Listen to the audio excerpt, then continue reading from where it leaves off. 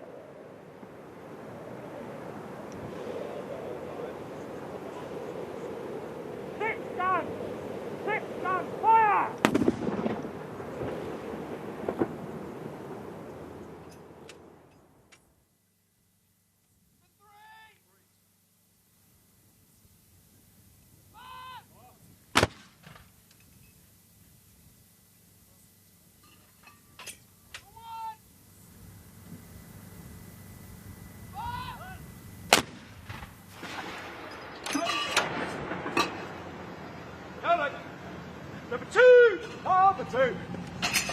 Fire! No one! Load! Three! Fire! Number two!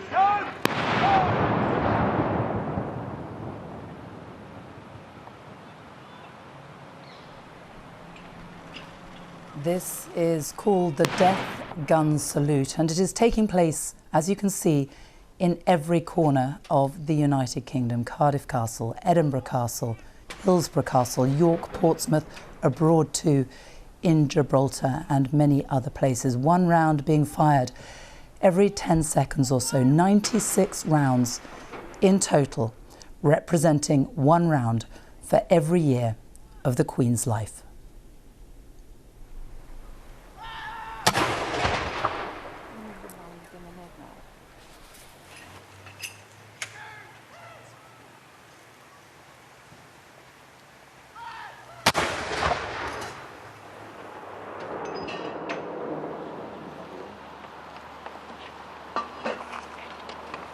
Number three! Fire! Three! Fire!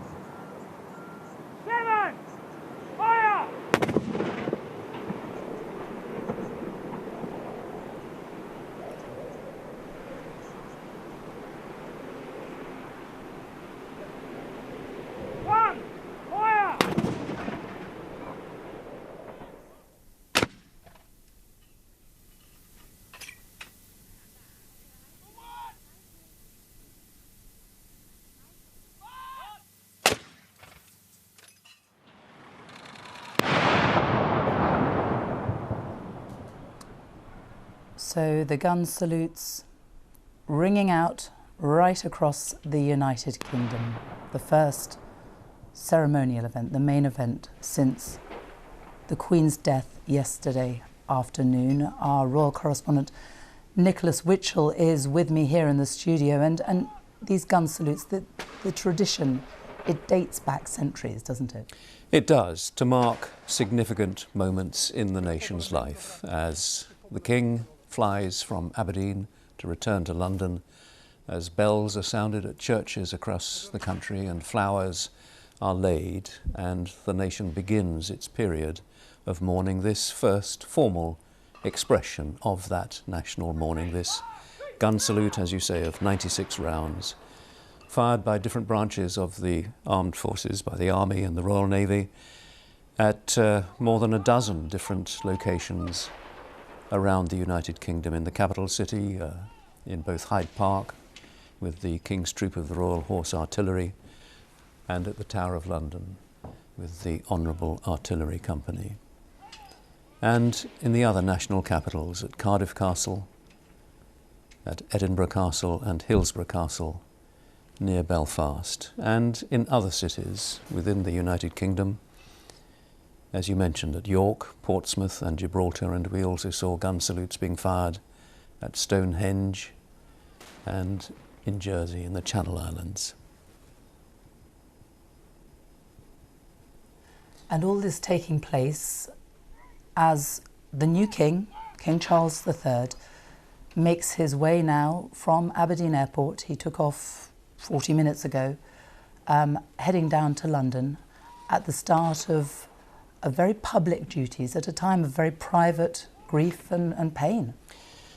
Yes, at the start of what is going to be a very challenging moment for King Charles. He is expected to be landing at Northolt shortly, perhaps within the next half hour or so, and there he is boarding the aircraft in Aberdeen a few moments ago, accompanied of course by Camilla, the Queen Consort, and his immediate officials.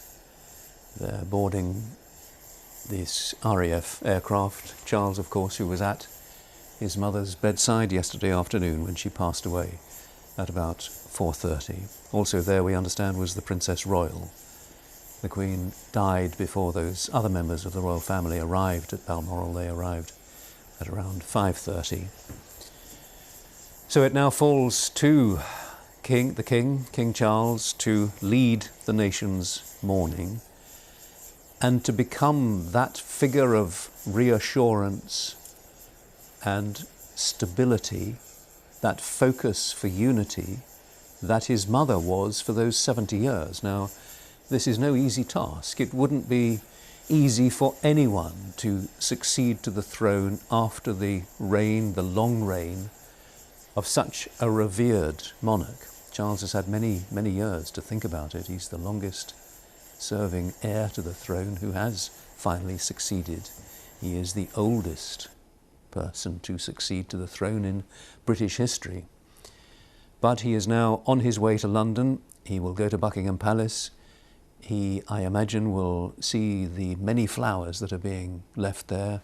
He may well read some of the tributes that are being left by ordinary members of the public. And there we see these hundreds, if not thousands, of people who are gathering, not just at Buckingham Palace, but at other royal palaces. There is this need, I think, for people to feel that they're coming together. And people have been arriving at Buckingham Palace since even before the official news was confirmed yesterday afternoon, coming in very large numbers, leaving messages, leaving flowers, messages of thanks. And people keep talking about just the atmosphere there, how quiet it is, how sombre it is. Yes, that's right. It was pouring with rain. We were sitting here yesterday afternoon waiting for any further news from Buckingham Palace, and you're right. We could already see many people who just felt that at this significant moment, because clearly it was going to be a significant moment, they were already starting to gather outside Buckingham Palace in what was the very inclement weather yesterday afternoon. And of course those numbers have increased. And people were there, if not throughout the night, certainly into the early hours of this morning, and then again very early this morning. Just, as you say, wanting to be part of this, individuals wanting to pay their private tributes, whether it's leaving some flowers or leaving a card, expressing their thoughts at this significant moment in the nation's life. We are going to see, I sense, a level of mourning, of public and national mourning in this country that we have not seen since the death of Diana, Princess of Wales. We will have the lying in state of the Queen in Westminster Hall. That will, I'm sure, attract many hundreds of thousands of people who will wish to pay their respects by the coffin of the late Queen in Westminster Hall. That recalls, of course, the scenes in 2002 when the Queen Mother died, when she lay in state, and the numbers who came, who queued for hours and hours just to pass by the coffin and to think their private thoughts and pay their private tributes. People, I think, feel compelled at this moment just to be there, to be part of this. So this process beginning with the sounding of bells, the firing of these death gun salutes. There, the flag, I think, of the Royal Navy at one of the locations. All, of course, carefully worked out. The plans for this operation, codenamed London Bridge, have been worked out many years ago. The finishing touches will be being put to those plans over the next 24 hours. We expect to learn when the state funeral will take place. That will be a public holiday, a day of national mourning. We don't know the date for that yet. But I would imagine that it would be 10, 11, 12 days after the day of death. Before that, the lying in state. And before that, these many expressions, the acts of condolence books online, the laying of flowers. And this afternoon, once the Prime Minister, once the King arrives in London, he will have an audience with the new Prime Minister. Quite bizarre, really, isn't it? Both new in their jobs. It will be for both of them the first time that they have attended an audience. Liz Truss, of course, had the audience with the Queen on Tuesday, at which she was appointed, but she has not had an audience with the monarch, and the monarch has not had an audience with the Prime Minister. So that will take place this afternoon. Parliament will be suspended. There will be a broadcast, the King's address, at round about 6 o'clock this evening, we think. And shortly after that, there will be a service at St. Paul's Cathedral in London, a service of prayer and reflection on the death of Queen Elizabeth II. And the Prime Minister said that she spoke to the new King last night by phone. As you say, she will meet with him this afternoon in person for the first time since he has become King. But she said that the sense of duty and service, his sense of duty and service is very clear. And it is this sense of continuity as well, which is going to be crucial at this point in the monarchy. Yes, continuity, I mean, that is, I suppose, self-evident. I think the greater challenge is for Charles to embody the sense of unity that the monarch must represent, and for him to be seen to be a stabilising force at this moment when there are uncertainties anyway, because of politics, because of economics and so on and so forth. And at this significant moment of uncertainty, we have lost our head of state, that figure who has been that reassuring figure for so many years, to whom the nation has been able to turn at moments of difficulty, and who has always found those reassuring words. And I think the King will wish to show very quickly, and we will get a sense of this in his address tonight, that he will be that head of the nation reassuring figure that at this of all times he needs to be, as the nation is mourning, as he and his family are mourning, but he now will have the responsibility and the duty to stabilise feelings around the nation and to lead that national mourning. Nicholas Witchell, for now, thank you. And let's take you back now to the House of Commons, scenes there where for the past hour or so MPs have been gathering, meeting and sharing their reflections, their thoughts, their memories of the Queen. The former Prime Minister, Boris Johnson, spoke, and he spoke of his deep and personal sorrow, loss of her loss. he said that we had all been lulled into thinking that she might be eternal, and that we may now understand in her death the full magnitude of what she did as Queen. Well, our correspondent Daniel Sanford has been listening and reports now on the day's events so far. Less than 24 hours after his mother's death, the grief still raw, King Charles III at Aberdeen Airport preparing to leave for London, where this evening he will address the nation as its new monarch. As well as mourning his mother, he now has to pick up the mantle of leadership as the head of state of 15 countries and the head of the Commonwealth. At noon, bells rang out in abbeys and cathedrals across the country to mark the passing of the UK's longest-serving monarch. Moments later, MPs assembled in Parliament. Order, order. I invite the House to rise and observe a minute's silence in memory of Her late Majesty, Queen Elizabeth II. The cut and thrust of political debate silenced. This, a time only for tributes. Her late Majesty, Queen Elizabeth II, was one of the greatest leaders the world has ever known. Yeah. She was the rock on which modern Britain was built. She came to the throne at just 25, in a country that was emerging from the shadow of war. She bequeaths a modern, dynamic nation that has grown and flourished under her reign. The United Kingdom is the great country it is today because of her. Today, our country, our people, this House, are united in mourning. Queen Elizabeth II was this great country's greatest monarch. And for the vast majority of us, it feels impossible to imagine a Britain without her. All our thoughts are with her beloved family, our royal family, at this moment of profound grief. Today, there are countless people in this country and around the world who have experienced the same sudden access of unexpected emotion. And I think millions of us are trying to understand why we are feeling this deep and personal and almost familial sense of loss. Perhaps it's partly that she's always been there, a changeless human reference point in British life. As people gathered at Buckingham Palace, the Queen's London home, the Premier League announced it was postponing the weekend's fixtures. The last night of the proms has already been cancelled. We are entering a period of royal mourning and national mourning. Among those who were at the palace, 2 Chelsea pensioners who had met the Queen.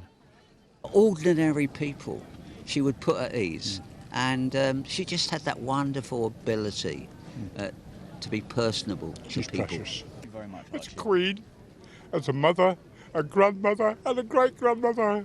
I don't know, I just had to come. Just had to put some flowers down. Yeah. Just to be here and to see everyone come together, all these people walking out of Green Park with the flowers, just very moving. So I just felt today I had to be here. Her death dominates today's front pages of newspapers from around the world, in a way that only a few events do in each generation. The country is now preparing for the formal process of marking the passing of the monarch, the lying in state, the funeral, the end of the era of Queen Elizabeth II. Daniel Sanford, BBC News. Well, let's take you now to Balmoral, the gates of Balmoral, where the Queen passed away yesterday afternoon, and crowds there who have been coming to pay their respects, just as they have at many royal residences right around the country, leaving flowers, leaving messages, standing, reflecting on what has happened.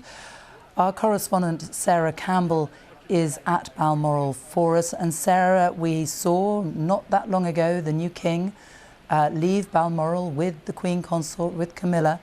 They've gone to Aberdeen Airport. They are currently in the air, heading down towards London. They're expected at about 20 to 2 this afternoon. Meanwhile, the rest of the royal members of the family are still there.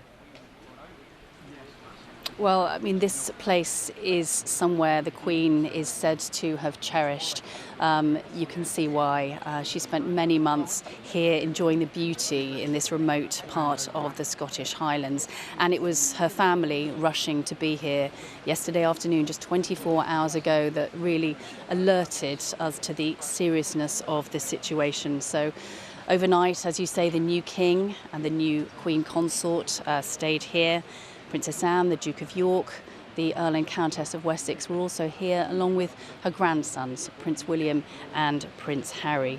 It was, said the new King, a moment of the greatest sadness for him and his family, a reminder that as well as being a global figure, she was, to them, a mother, a grandmother and a great-grandmother. There have been movements this morning. This morning, Prince Harry left first thing.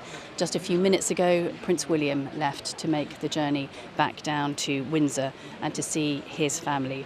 And as you say, just after 11 o'clock, the new King, King Charles III, left here with the Queen Consort. Less than 24 hours since his mother died, but he must now manage his personal grief and assume the role that she carried out so flawlessly for the last 70 years. And among those initial duties, it includes finalising the details for her funeral and the period of mourning. And those details this afternoon are starting to emerge. As you say, throughout the morning, people have come, they have left tributes. Balmoral is somewhere the Queen, as we know, spent a lot of time, and the people here felt that she was very much a part of the community. She was a member of the congregation of the nearby Crathy Kirk, and so they are feeling this quite personally today. People that I've spoken to, very upset at the loss of the Queen, very upset at the speed with which, let's not remember that it was only on Tuesday that she was photographed here meeting the new Prime Minister. Yes, looking frail, but she was smiling. So I think that is why it has been such a surprise to people. If I just read you out one of the tributes that struck me, it said, "Thank you for your dedication, service and reign. You have been a source of inspiration and a calming figure throughout my life. You will be sadly missed. Rest in peace." Sophie. Sarah Campbell at Balmoral, thank you. Well, let's take you back to the House of Commons now. Our chief political correspondent, Nick Eardley, is there. MPs continue to pay tribute to the Queen. And Nick, some really moving tributes that we've heard already, and also reflecting on the Queen's humour. A lot of people talking about the Queen's humour, her cheeky sense of humour. Absolutely, Sophie. Of course, the normal cut and thrust of politics will be suspended for some time, but the House of Commons chamber is packed. It sat largely in silence to hear tributes to the Queen, but also there were moments of wry smiles and even laughter as politicians recalled their encounters with the monarch. I think it's a sign of the unique regard that the Queen was held with here at Westminster, that there is such a long list of people wanting to line up and pay tribute to her. The Prime Minister Liz Truss talked of her as one of the greatest leaders the world has ever known. The Labour leader Sir Keir Starmer said it was impossible to imagine Britain without her. But some of the most interesting and most touching tributes have come from those who knew her best. Former Prime Ministers who had those weekly audiences at Buckingham Palace and elsewhere with the Queen. Boris Johnson saying that the Queen had been as wise as anyone he'd ever met. Theresa May saying she was the most remarkable woman she'd ever encountered. So there is a sense of sadness here today, but also a sense of celebration, and I think a sense of change too. Remember, it's only 3 days since the new Prime Minister was sworn in by the Queen at Balmoral. We now have a new monarch too, only a few hours into his reign. The two of them will have their first audience together at some point this afternoon, a real visual embodiment of the changes at the top of the British state, but also a sense of continuity, that the constitutional monarchy continues. Nick Eardley in Westminster, thank you. Well, the Queen chose to spend most of her later years at her official residence of Windsor Castle instead of Buckingham Palace in London. Our correspondent Duncan Kennedy has been to Windsor this morning, speaking to people who have gathered to pay tribute. Windsor has become a place of mournful silence. Crowded but still. Reflection amid tranquility. We can see that it means a lot. Yeah, it does. It's very sad. What does she mean to you? I think she means everything, doesn't she, to the world. She was everything, wasn't she? She's just an incredible lady, and it's just incredibly sad. Thousands have made the castle's Cambridge Gate a haven for unspoken emotion, for private contemplation. What did the Queen mean to you? She's the Queen of my hometown, so everything. Literally everything. So, yeah. And Georgia, how much of a special woman was she to you? She was very special. We don't know like a king. She's reigned our country for so long, and yeah, it's going to be so very different. Yes, yeah, very sad. Laura and Preet are close friends and felt a joint pull to this assembly of the curious and the sad. I've taken my daughter out of school because this is a moment in history and I wanted her to be here. She's been one constant in my life ever since I was born, and it's a day in history, and I just felt it was the right thing to do to be here today and pay our respects. Like so many places, Windsor has become a home to those absorbed by the end of reign, the finality of a monumental presence. Sam Cader was inspired by the Queen for his close companions. A very historic day, a very sad day, but almost to see that it was real. It's been such a constant. It's the first stamp I saw, the very first banknote I held, had her head on it.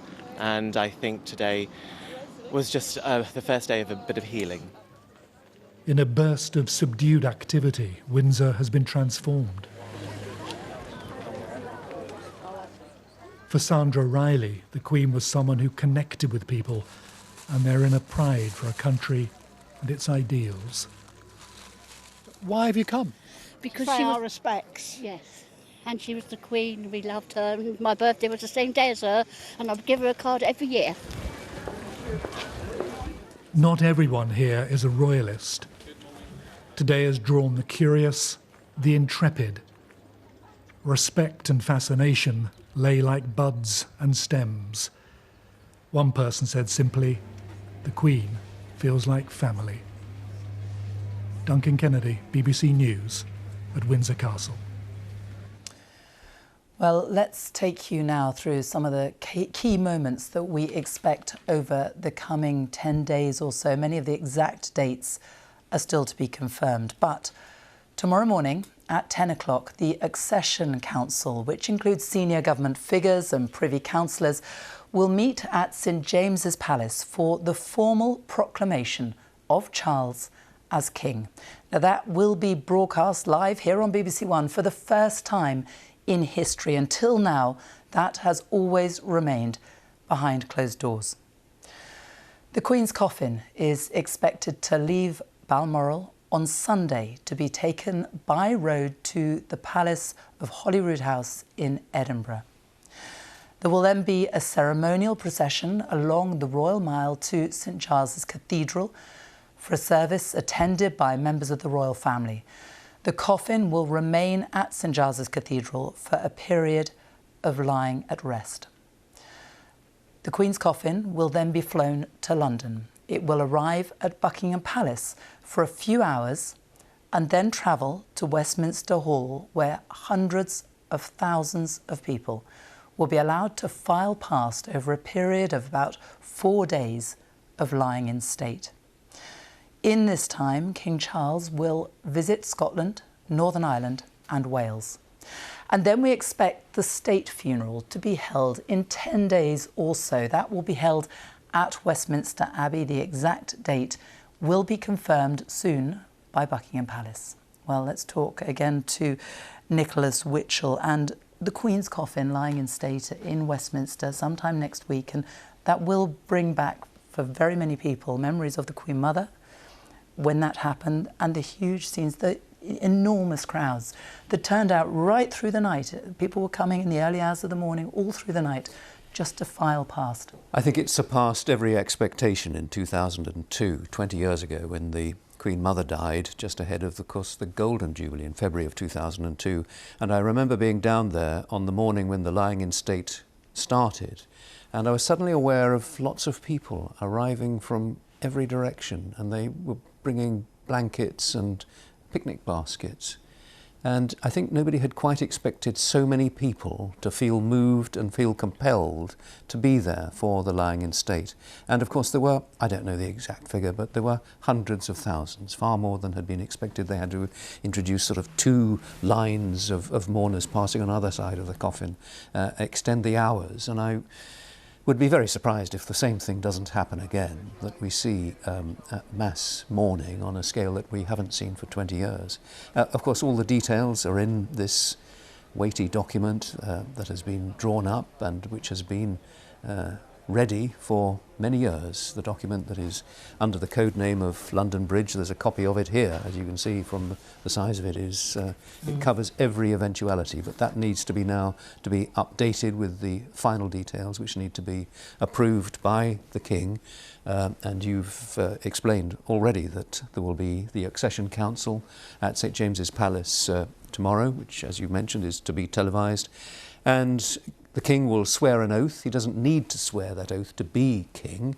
And one of the senior heralds, Garter King of Arms, will proclaim the fact that his reign has started. He will proclaim that publicly in Friars Court at St James's Palace. Now that, of course, a scene that we haven't witnessed for 70 years, since the start of Elizabeth's reign. Then, after the coffin, after its short period in Edinburgh, will be returned to London and to Westminster Hall for the lying in state.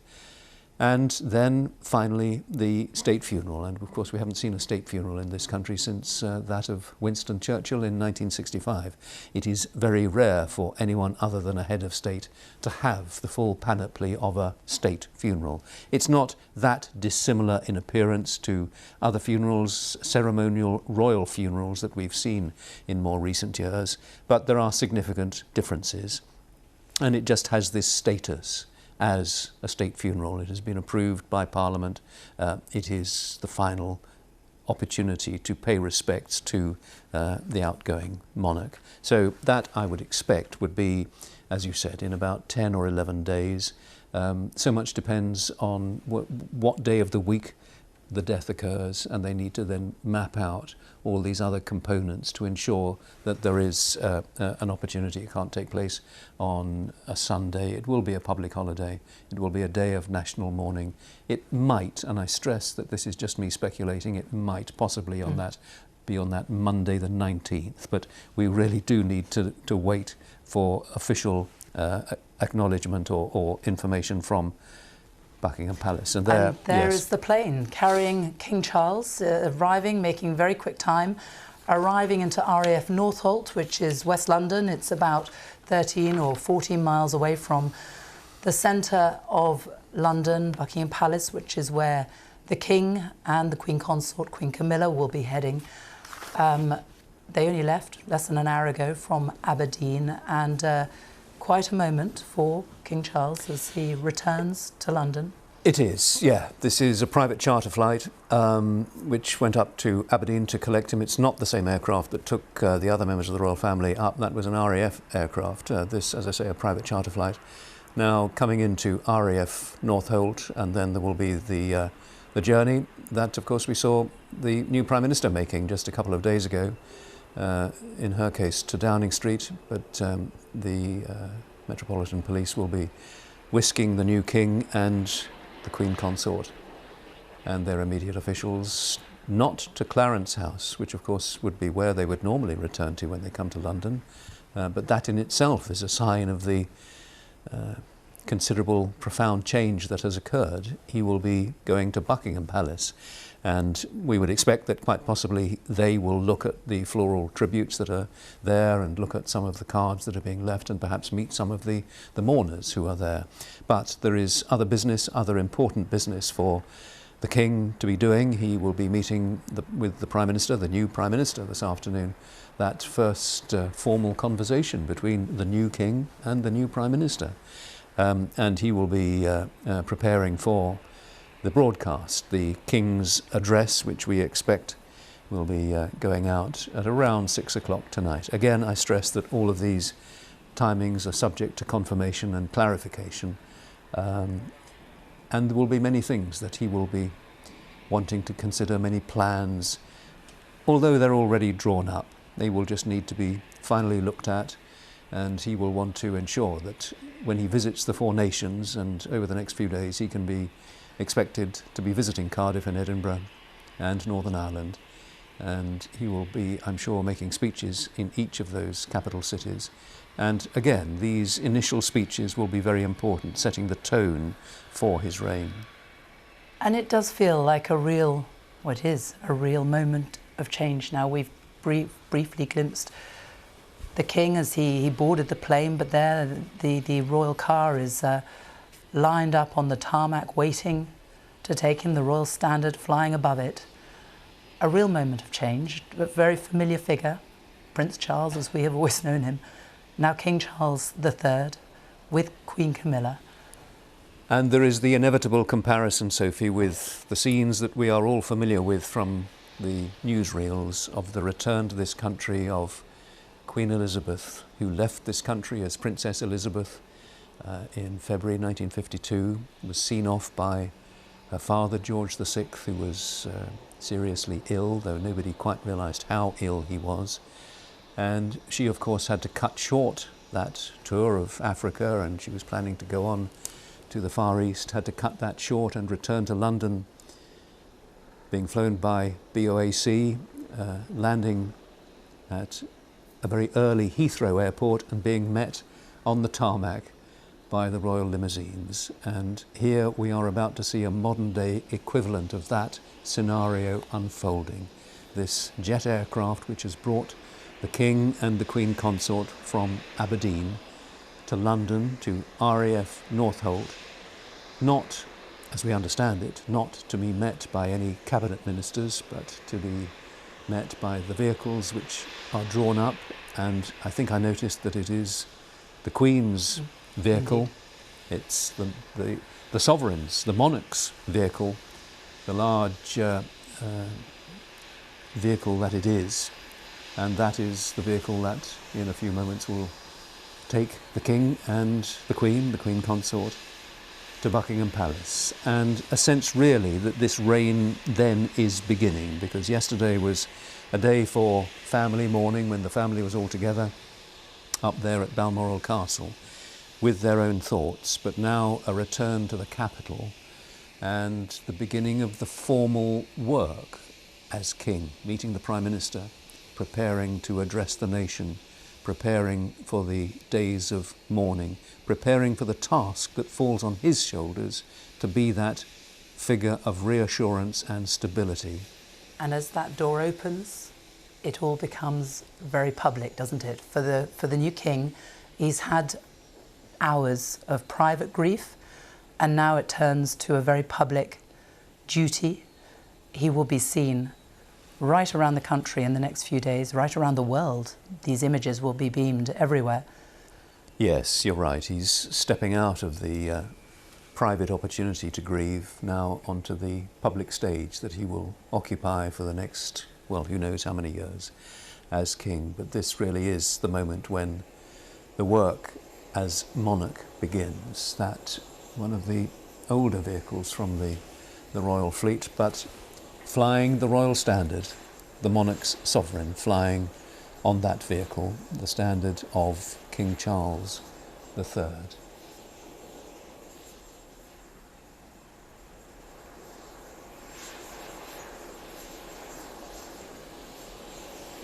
Just shaking hands with some of the flight crew. Oh no, I beg your pardon, that's obviously an RAF officer. And now the Queen Consort, Queen Camilla, also descending the stairs there. A small greeting party.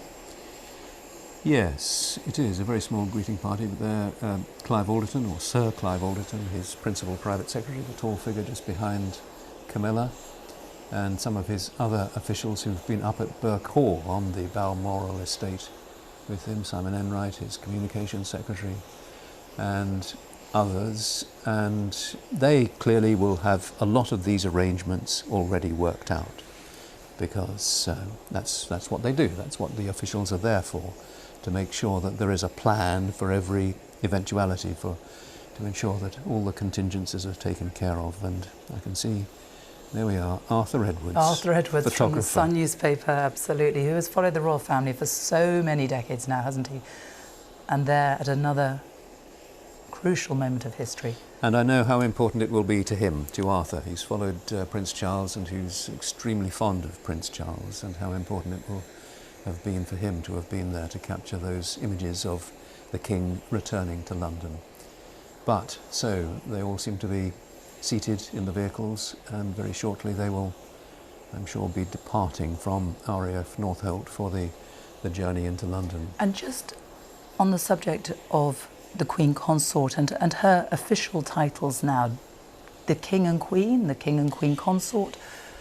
I think it is the King and Queen. I think there is perhaps a need just to draw the distinction that she is not Queen Regina. I mean, we are used to referring to the Queen.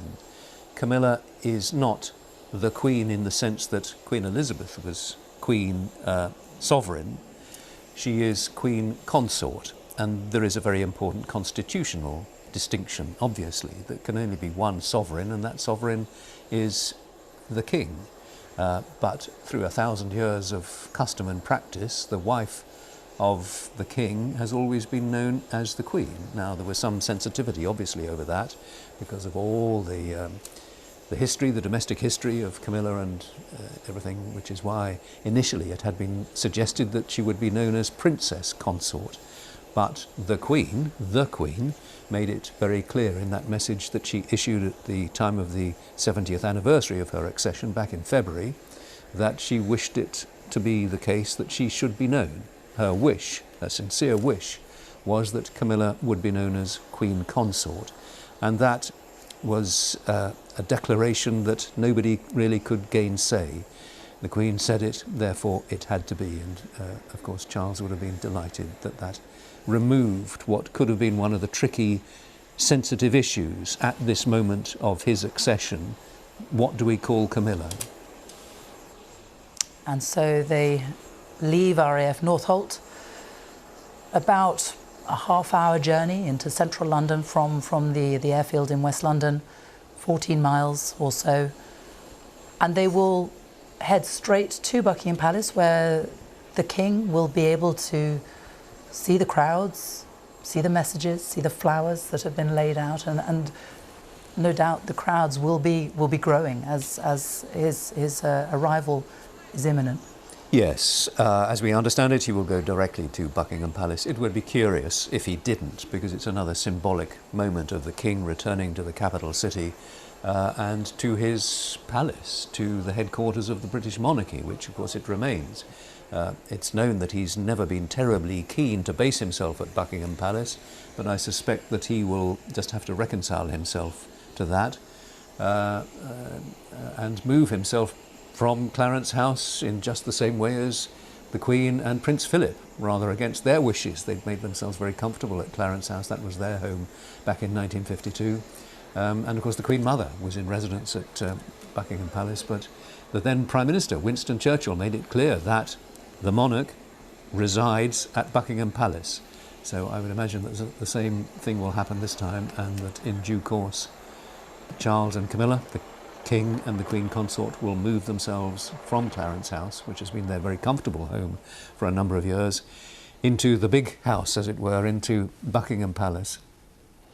Though clearly he also, I'm sure, will spend a lot of time at Windsor. He likes Windsor, and of course he has Highgrove, his country home in Gloucestershire. But all of these things will have to be worked out, together with, as he steps up and is now king, William will become the heir to the throne, the direct heir to the throne, and we would expect that he would be named as Prince of Wales. So William and Catherine, they will continue to be the Duke and Duchess of Cambridge, but they will get a sort of up-ranked to Prince and Princess of Wales. That's what we would expect, because again, by many centuries of custom, the heir to the throne is known as the Prince of Wales. But that again is a decision for the King, and that is one of those decisions that will be made known in the days to come. And we will hear from the new King publicly. He will address the nation, we think, at about 6 o'clock this evening. And no doubt reflect on his mother, who he was incredibly close to, wasn't he? It was very obvious in appearances, when he was with her, when he wasn't with her, but the way he spoke about her, just how intimate, how close that bond between mother and son was. They had certainly become much, much closer in recent years. I think there were difficult periods in the relationship whilst his first marriage was disintegrating. And I think that there were strains then. But look at these pictures. Look at a number of people lining the streets. Not huge crowds, but significant numbers who have come out to wave and to greet the King back to London. And this so familiar just from a few days ago when we watched the new Prime Minister make exactly the same journey. The traffic halted, the cars making their way through West London. It is extraordinary to think the events that have happened over the last week. Yeah. It really is. It really, such a short space really of time. is. Yes. I don't suppose it can ever have happened before that both the head of state and the head of government have changed within the space not just of a week, but 72 hours. That is extraordinary, quite extraordinary. So the convoy, the motorcade, makes its way at a rather more stately pace, I would say, than the Prime Minister's motorcade, but the Metropolitan Police Special Escort motorcyclists zooming around and clearing the road ahead. So I would imagine, yes, that it would be a good 20 minutes, perhaps half an hour. Well, we shall see. The road conditions are pretty good. When the King addresses the nation tonight, and over the next few days, the next few weeks, we will get a sense, far more of a sense of Charles as King and the kind of King that he is going to be. And I think he will indicate that he will be the kind of monarch to which we have become accustomed over the past 70 years. He has made it clear that he fully understands and appreciates the discipline, the constraints, the circumspection that is absolutely required of the monarch within a constitutional monarchy. At the same time, I think it would be odd if some of his personality didn't reflect itself in the way that he conducts himself as monarch.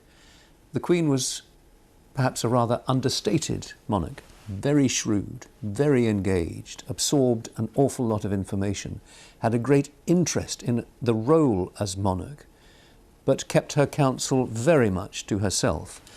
I suspect that there may be thought to be just some, and I stress some, latitude for a slightly more proactive monarch. We've talked before of this word, this convening ability of a monarch. And I can't imagine, it is inconceivable that Charles will be able to just forget his passionate interest in the environment in particular.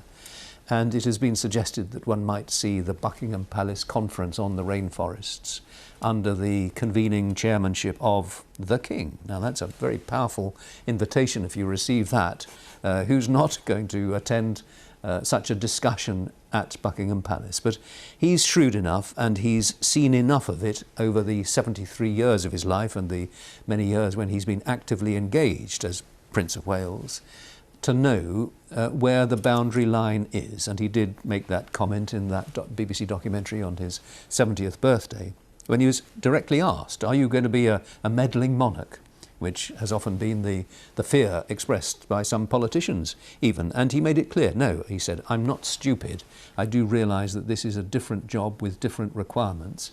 And you can, I think, assume that he has reconciled himself in his mind to the different requirements of this role that we see him speeding towards now. Indeed, making quick progress towards the centre of London now. The crowd's still very large outside Buckingham Palace, the flowers being laid, still people continue to arrive there to pay tribute, the flag at half-mast.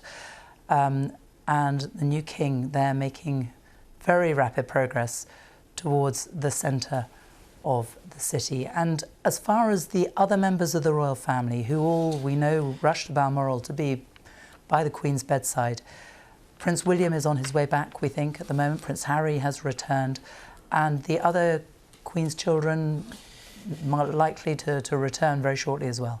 Yes, the Princess Royal was already in Scotland, and I think we know of her love for Scotland, staying at Balmoral.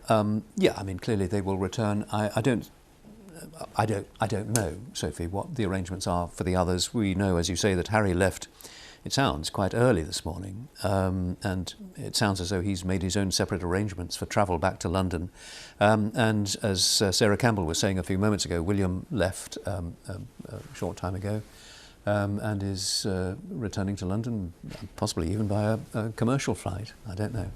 But so the Duke of York, well, we don't know what the arrangements are for him, and we probably won't be told, since, as we know, he's not a working member of the royal family. And the Wessexes,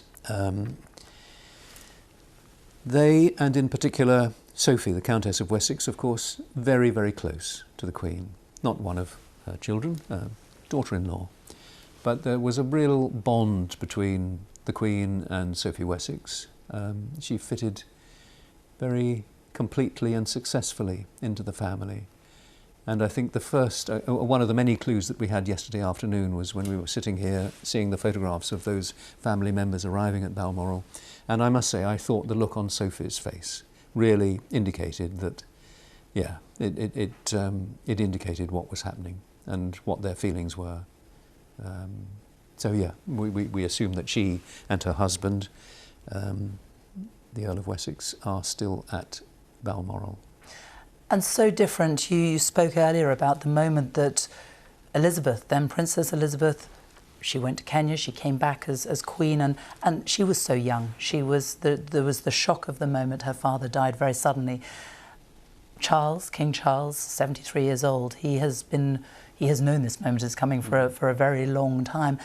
But there is still that palpable sense of shock in the nation, isn't there? People almost holding their breaths yesterday, and a real sense of disbelief, in a sense, that the Queen has actually gone. Boris Johnson talking about how you felt that she was eternal, that she would live on.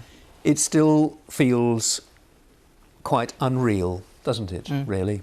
This is a moment, of course, that we've thought about, that Charles has thought about, and now it has happened. Now it is reality. The Queen has passed away, the reign is over, and a new reign immediately is beginning. And we will see and hear this afternoon and in coming days the essential sort of building blocks of that reign. Charles will set out. He won't, I'm sure, set out how he intends to reign, because we must assume, and I'm sure he will reign in the same style, the same fundamental style, because that is what the Constitution requires of the monarch. Not to be involved in politics and all the rest of it, but he must lead the nation. He must now adopt that head of the nation role at this time when, as we were saying yesterday, many people will feel unsettled and disorientated, and they will be feeling that personal loss. I was struck by one of the notes that had been left at Balmoral, as Sarah Campbell was telling us, a calming figure throughout my life. Somebody wrote on a card at Balmoral, a calming figure. Well, that calming figure has gone, so she needs to be replaced by a figure who can demonstrate that he too is capable of calming and reassuring and being the focus for unity that is so essential, which is such a fundamental part of what the monarchy does, to be that focus for reassurance and unity and stability. Which was very much evident during the pandemic, when people were very much adrift, didn't know what was happening, strange times, and nothing was normal. And the Queen addressed the nation and said, "We will meet again." And it was that sense of calm that she instilled. And it's to do and say things that politicians can't. It's to bring that resonance that is beyond, not the ability, but what's the right word, that is beyond the remit, beyond the force, the power almost of politicians. That if you have the monarch saying and doing things, there is a greater force, there is a greater resonance. Because they speak so rarely, it's unusual. It has a power that doesn't attach to statements by politicians who we hear all the time. And I think this whole episode will perhaps underline the strengths of a monarchy. It's only when you lose something that you really appreciate its value. Well, we haven't lost the monarchy, but we have lost the previous monarch. And I suppose for 70 years, the monarchy has been so closely identified with Elizabeth that it is going to take a little bit of adjustment to understand that the crown has passed and it is the system. It's not so much the individual, it's the institution that matters here. And it is the institution of which Charles is now becoming the personification. And it is that institution, the crown, to which all the most powerful organs of the state owe their allegiance. And that again is one of the strengths of having a constitutional monarchy, the crown, this figure above politics, to whom the army, the courts, the judiciary, the civil service, the government, the police owe their ultimate allegiance. And it's important, I think, to separate the two, the institution from the individual. We have a new individual now taking over as the embodiment of the crown.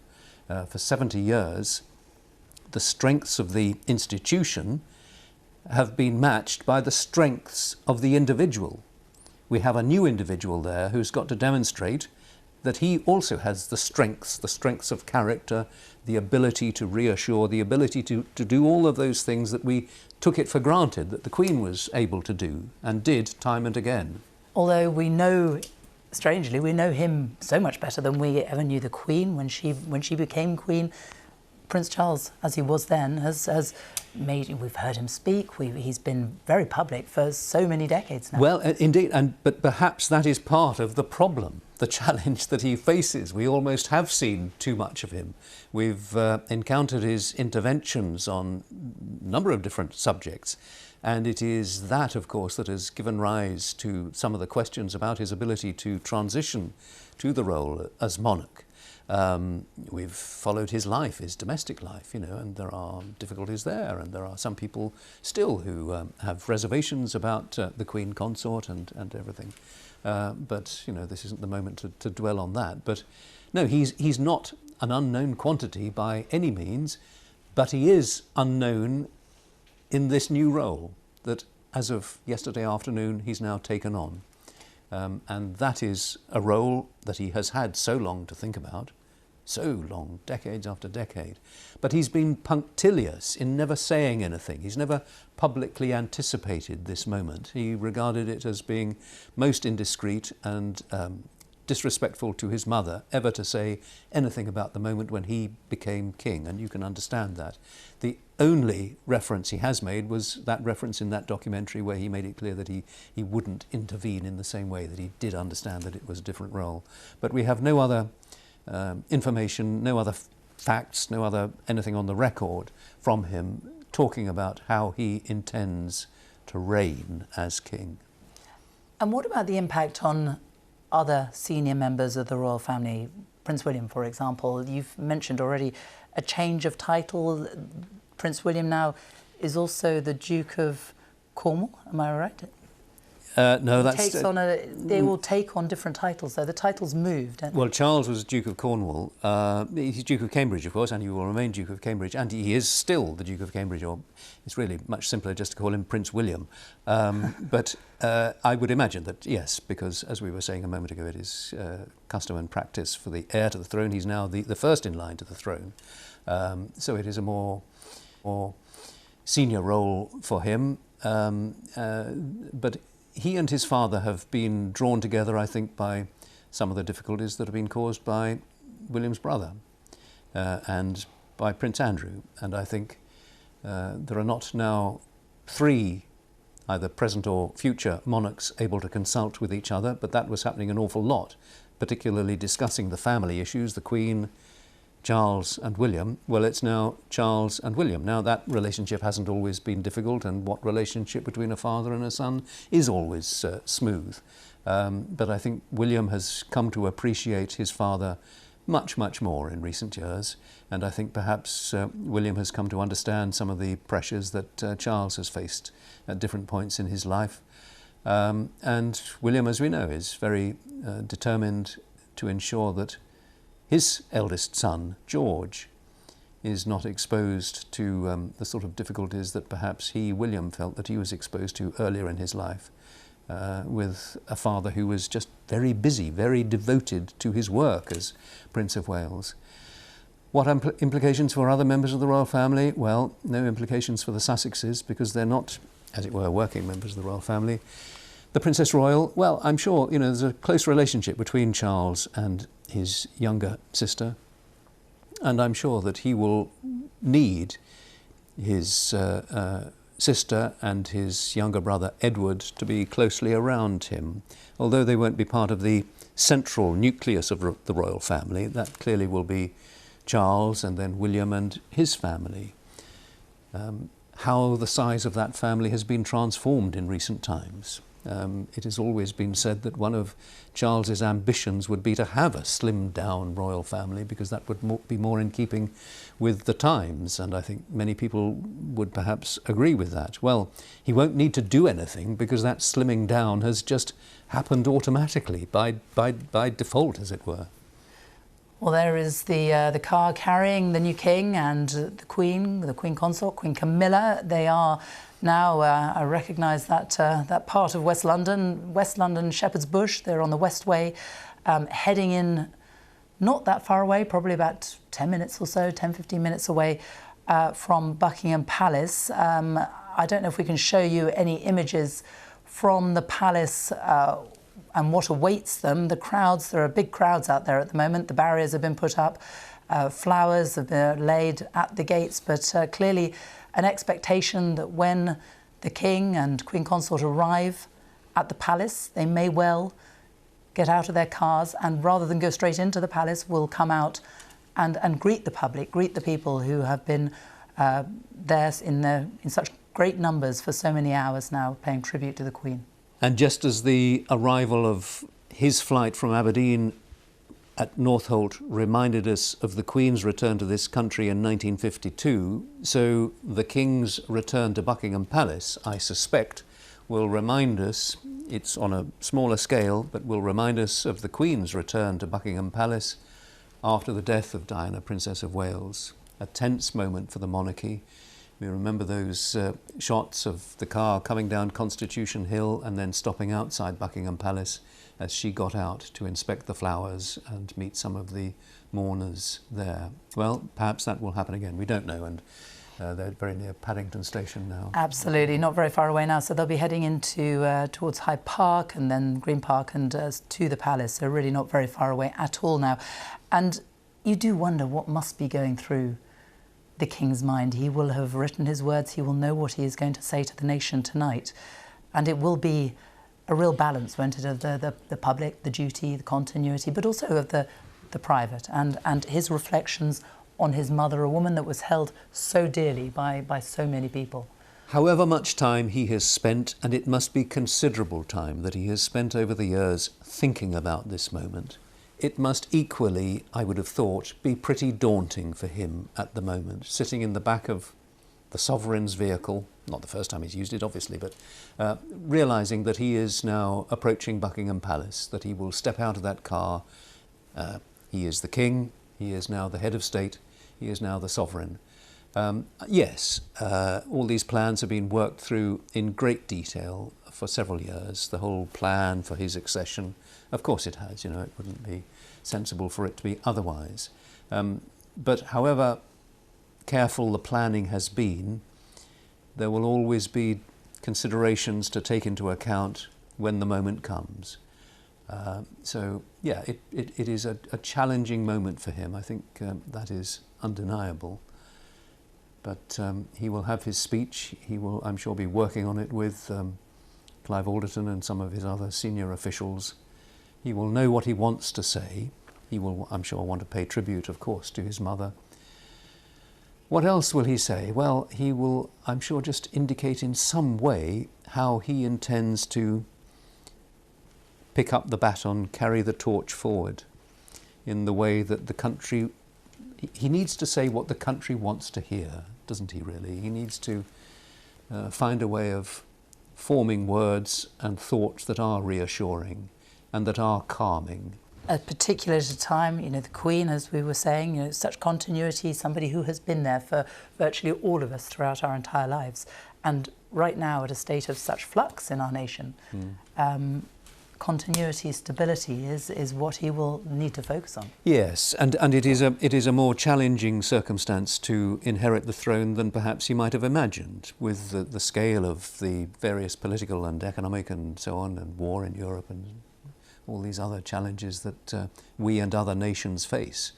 But that is, although he's clearly, as constitutional monarch, he's not involved in the politics of any of this, he needs to be that figure, that credible figure above politics, that the nation can feel comfortable with. And also in his mind, of course, will be the fact, the awareness that there are anti-monarchist groups who have been biding their time, who've been waiting for precisely this moment in the hope that they will be able to further their cause at the moment when the Queen is no longer on the throne and that throne has passed to Charles. And there will be those groups here in the United Kingdom, and there will of course also be those groups in some of this rather quaint expression, the realms, in Australia and New Zealand and Canada and in the Caribbean.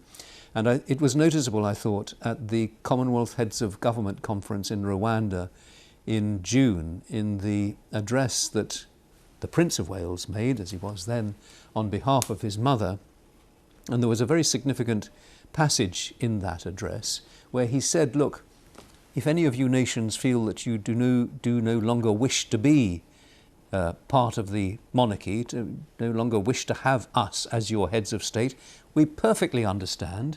That is a decision for you. We're all mature and grown up about this. Please just take the decision, and if that is your wish and your will, then off you go. We will still remain friends.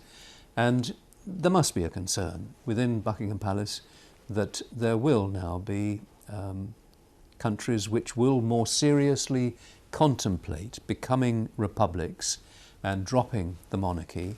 And there is always that danger of a sort of domino effect happening, and that is something that perhaps he may wish to, perhaps not today, but speak about again in coming weeks. And there are the cars driving past Marble Arch. Now they're on Park Lane, a very short journey now between where they are to the palace. They have to get to Hyde Park Corner, and then just straight down to the palace, where they'll sweep in through those gates. And it will be fascinating to see the reception that he gets. Huge sympathy, no doubt, from the crowds that are waiting outside, because whatever else, this is a man who has lost his mother. Yes, they will shortly be heading down Constitution Hill, and absolutely right, Sophie. I mean, I think the people who have gathered at Buckingham Palace have gone there because they have been moved by these events, and in a moment or two they will see the new king, the man who has, as you say, lost his mother, and who is now a focus for the nation's mourning. And I'm sure it will be a very supportive and sympathetic crowd. Flag at half-mast there on, I think that's one of the big hotels on Park Lane. And just, it looks as though they're just going past the Dorchester Hotel there, I think. Absolutely. So a very short distance now to run. And we should learn soon, presumably, when the Queen's funeral will be held. It's normally about 10 or 11 days after the monarch's death. Yeah, I think within Buckingham Palace they will be putting together all the pieces of the jigsaw, revising this London Bridge plan, and all these things have, of course, been planned out for years in advance. They had to be refined quite substantially during COVID in case anything had to take place then. But no, those plans will be published and shared with us over the next few days, because clearly people need to know and want to know.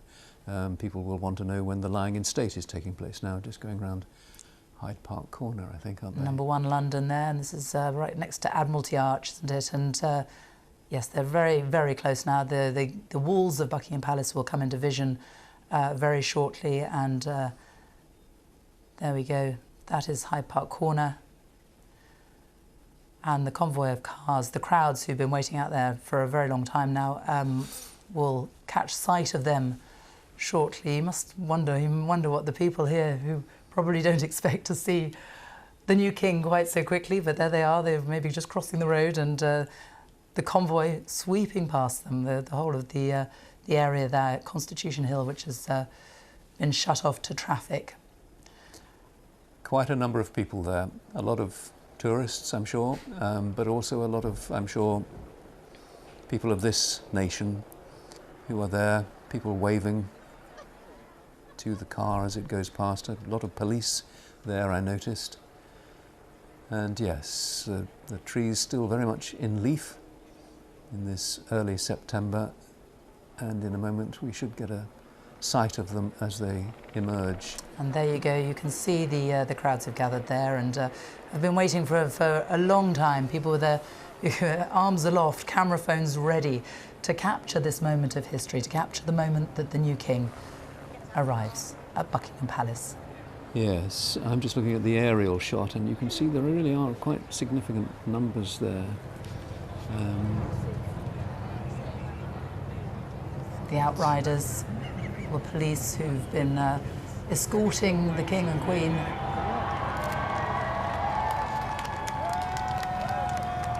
And a huge cheer as he arrives.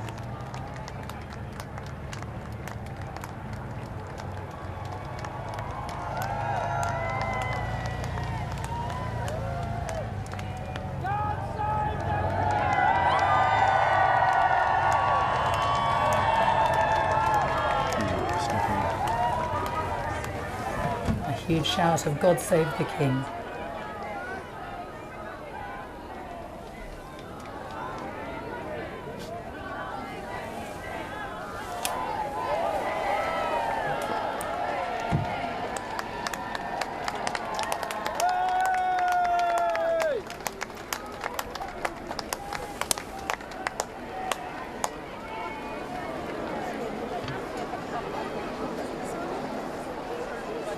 And so King Charles straight to the public to greet the people who have been waiting for so long, to exchange a few words with them as he arrives here at Buckingham Palace.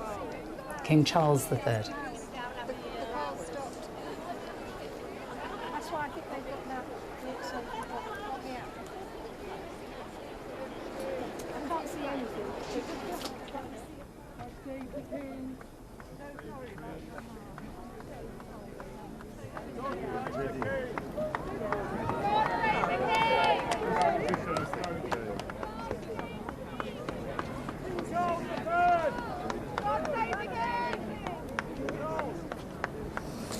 Interesting people of all ages, aren't they? Just looking at the faces and trying to just identify.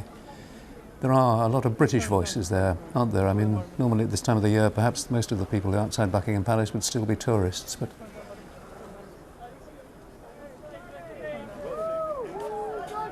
some flowers, yes.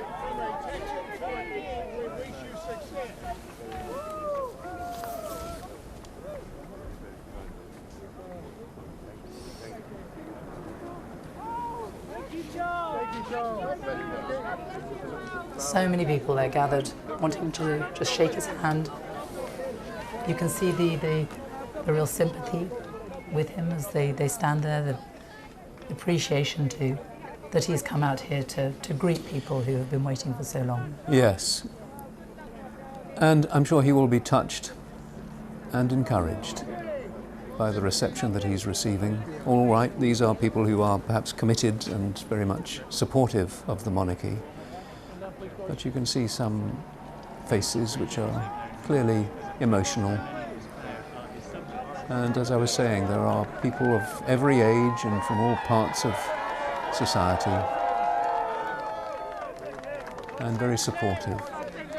And all these shouts of God save the King, something anyone under the age of 70 or in their 70s will not have heard before. About my age, yes.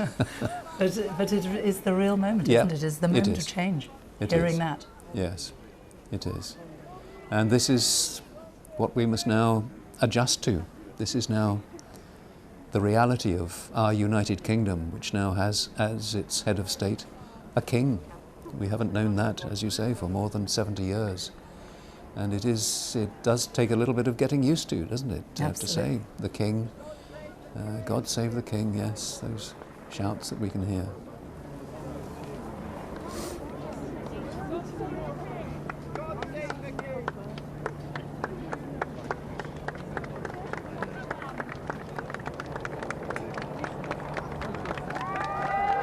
So many hands outstretched, so many people wanting to greet King Charles.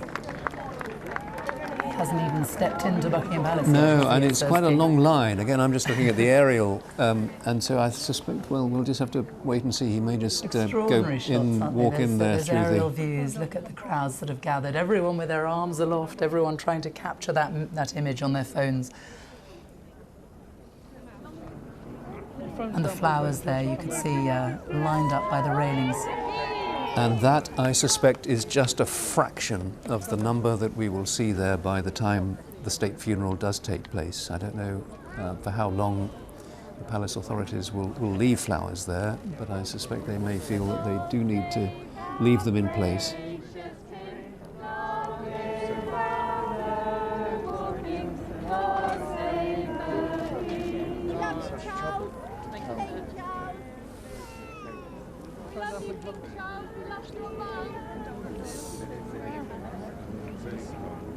It does give you an idea of the crowds, the size of the crowds who will no doubt turn out across London in 10 or so days' time. Yep, yeah, I think it will. Funeral. I think it will surpass. Well, who's to say that it will surpass the crowds that we saw for Diana's funeral or the Queen Mother's funeral? But it will be on a very, very big scale, a very large scale. I think we can say that without any doubt.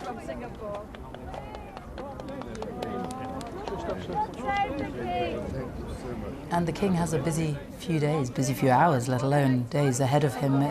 He will meet the Prime Minister this afternoon as King. He will make this address to the nation at about 6 o'clock. There's a service at St. Paul's.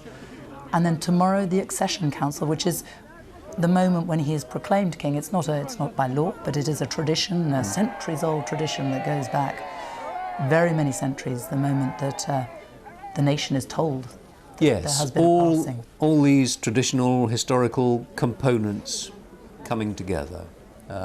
As you say, the Accession Council, when normally the entire Privy Council comes together, but the Privy Council is now so large that I think there isn't room for them. So I think they've had to, if not ballot for it, they've restricted it to, is it 500 or 200? Yeah. And I'm sure there's some Privy Councillors who aren't best pleased at the thought that they won't be there for the Accession Council, which will be a really historic moment, the Accession Council for a new monarch, where there will be an oath will be sworn, and generally the new monarch will say something. And as you say, that will all be televised live. And that all takes place not at Buckingham Palace. Oh, a kiss for the new king. That all takes place not at Buckingham Palace, but at St James's Palace next door. The traditional seat, really, wasn't it? The home of the monarchy. Absolutely, yep. A much older building than Buckingham Palace, St James's Palace, which of course used to be where Charles was based until the Queen Mother's death, when he then moved across to Clarence House. But yes, and I think he will be. He really is going right down the line, isn't he? Absolutely. He doesn't want to disappoint anybody. And so many faces just sort of creased rather with sadness. A lot of tears will have been shed over the past 24 hours, won't they, in many households at the news, but this is the transition that we are witnessing, the different parts of it taking place, The King returning to Buckingham Palace, shaking hands with those people who have gathered there, people who are wishing God save the King and singing God save the King.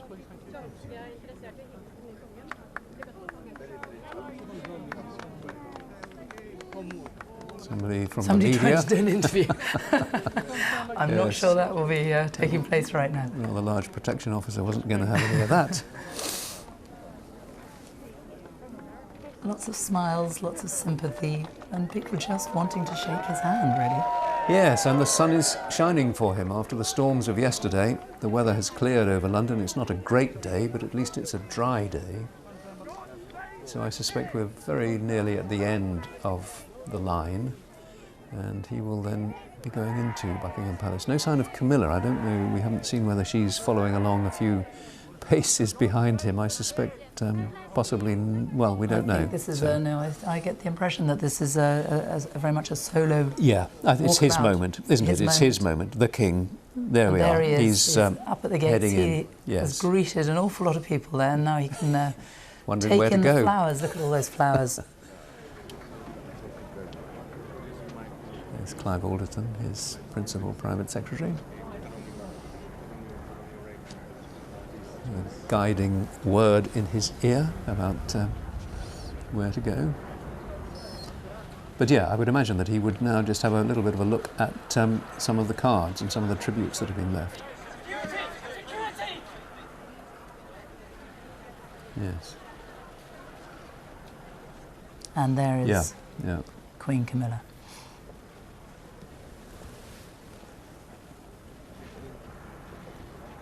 It must be very overwhelming for him, even though he knew that this was coming. He has been expecting it for very many years, but... Yes, and pretty overwhelming for her as well. This is a role which she had perhaps never fully imagined. She knew what she was getting into, obviously, when she married the Prince of Wales back in, 2005. But she hasn't spent her entire life in royal service. She's adjusted to it over the past 15 or so years, and she has now a number of issues and campaigns which she has made her own, violence against women and reading and all that sort of thing. But it will be a considerable increase in her profile and in what is expected of her as Queen Consort. She will be crowned alongside him when the coronation does eventually take place. She has no constitutional role. But there, Camilla with Charles the King about to enter Buckingham Palace.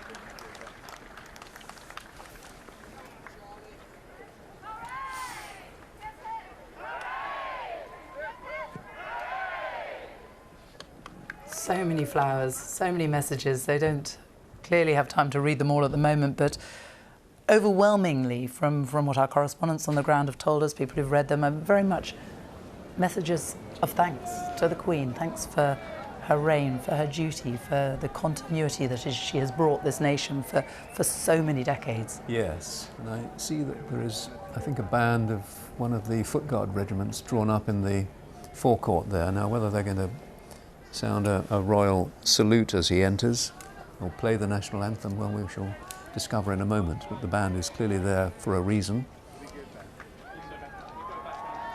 He doesn't seem to know quite which entrance to go in through.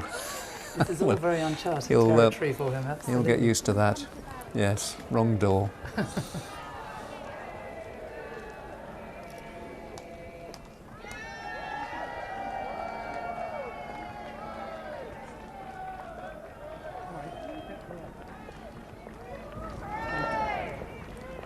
It's not that often, of course, that they walk along the pavement outside Buckingham Palace, because they normally just whiz in and out in their vehicles. Very rare to see them walking outside Buckingham Palace. Yeah, even on Trooping the Colour Day, he of course would be on horseback.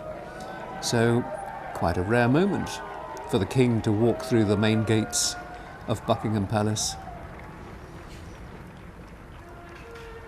And there they go, the King and Queen, arriving at Buckingham Palace, a building, a place, a palace that he knows so well, but in a very different role. Yes, and he will need to, in time, establish his office there, move his office up from Clarence House, and in due course one must assume that he will take over the private quarters that have been occupied by the Queen, the Sovereign's quarters. I suspect won't see whether he will go in via the King's entrance, which has always been called, but no, if he was doing that he would be turning to the right, which I don't think he's doing. So presumably going in the state entrance. And as you were saying, Sophie, for a busy afternoon, seeing the Prime Minister, they will have a number of things to discuss, and finalising those details, giving his final approval to the details that officials will have been working on, both at Clarence House and Buckingham Palace. Those details for the mourning, for the lying in state, for the state funeral, which we would expect to learn within the next few days. And then his address. Yes. So armfuls of flowers being carried there by aides, by palace staff.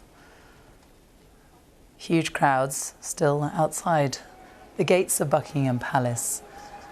And the new King and Queen are there. The Royal Standard flying above the palace. The Royal Standard, the only flag that does not fly at half-mast. That is never lowered to half-mast. Absolutely, yeah, because there is never not a monarch. As we know, at the moment of the death of one, the next immediately, imperceptibly, invisibly takes over. And that happened at Balmoral at 4:30 yesterday afternoon in the room where the Queen's life finally ended, and where, we understand, Charles was at his mother's bedside. So at that moment he became king, and I should imagine that Camilla perhaps would have been the first person to address him as Your Majesty. He's no longer Your Royal Highness, he is now Your Majesty, as indeed is she, as Queen Consort. And it will be interesting to see just how much of a public role Camilla now plays. I think he relies on her very much. Certainly privately, she is hugely supportive to him, and he will need to depend upon that support very much in these coming weeks, which will be challenging for him. So yes, they will work together. And so, as we see them enter the palace, your thoughts, Nick, on this moment in history, this change of power, as it were? It is the latest element of reality taking hold, isn't it? It felt quite unreal last night. That moment that we had feared, in a sense, would never happen, had dreaded, had come at last. And there is a new king now on the throne. He's taken over from his mother, and he has now returned from Scotland to London, and we have seen him enter Buckingham Palace, the headquarters of the British monarchy, with his wife, the Queen Consort, and he will now be making those final adjustments to his speech. And this period of national mourning now really begins. After the initial shock, people, I think, now are wanting to come together, are wanting, if they are supporters of the monarchy, as most people are, wanting to pay their tributes in their private and personal ways. And that will be happening not just here in London, but in communities across the country, in churches and community groups, everybody, because such was the impact of Queen Elizabeth, I think, on the lives of everybody. Not a direct impact, but that figure in the background for all of our lives. And I think a general recognition that, my goodness, she did that job well, dutifully, constantly, with great dedication and humility, as we were talking about last night. Those, some of the things that now the new king will need to indicate, those are his qualities too, and that he too can step up at this moment and be the kind of figure that we have grown accustomed to throughout the reign of his mother, because that is the kind of figure that I think Britain feels comfortable with as its constitutional monarch.